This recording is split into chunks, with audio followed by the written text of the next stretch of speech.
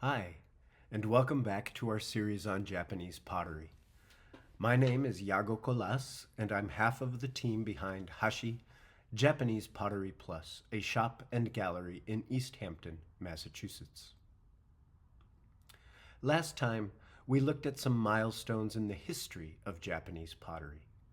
Today, we're going to turn to some of the distinguishing values of this long tradition. One defining feature of Japanese ceramics is its closeness to materials and process.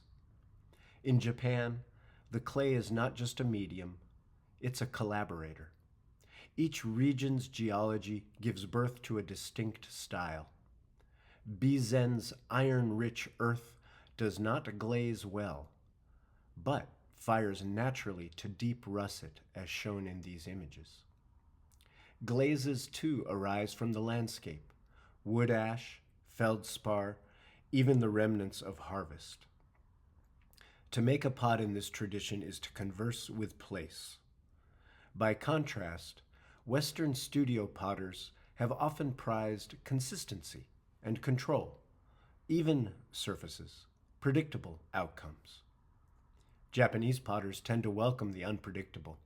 They cultivate conditions for surprise. In that sense, pottery becomes a kind of meditation, a practice of listening as much as shaping. At the heart of this practice lies the ethos of the shokunin, the craftsperson who treats mastery as a lifelong path. A shokunin does not strive for fame or self-expression. Their work is an act of service to the material, to their teacher, and to the community who will use what they make. Over years of repetition, something profound occurs. The potter and the practice shape one another. The hand learns humility. The heart learns patience. In this sense, the potter becomes a vessel herself, not only forming clay, but carrying forward the quiet spirit of care that animates her tradition. This sensibility has deeply influenced the potters we work with at Hashi. Even when they create here in New England, they share that same respect for process, material, and restraint. Another key idea in Japanese pottery is yohen, literally kiln transformation. But Japanese potters use the phrase poetically to express the delightful results of collaborating with the chance dynamics at work inside the closed kiln. When a potter places pieces in a wood kiln, control ends and collaboration begins. The fire paints the clay in ways no brush could, ash settling like snow, flame licking surfaces into unpredictable patterns. Brandon Hale stacked these 3 small bowls in the kiln with rice straw between them.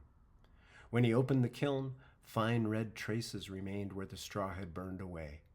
Modern echoes of hidasuki, the fire cord markings from Bizen.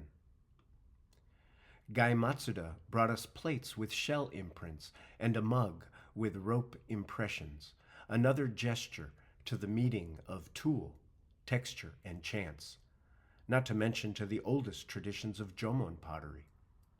Each of these pieces captures what yohen teaches, that the most beautiful moments are often the ones we can't plan. In life, too, the kiln has its say. We prepare, we shape, we load carefully, but the fire, in its mystery, finishes the work.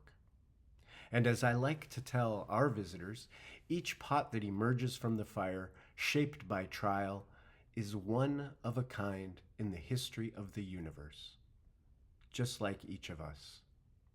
Take this cauldron by Andy Vlock. Though unglazed, the ash from the wood fueling the kiln rose on the draft.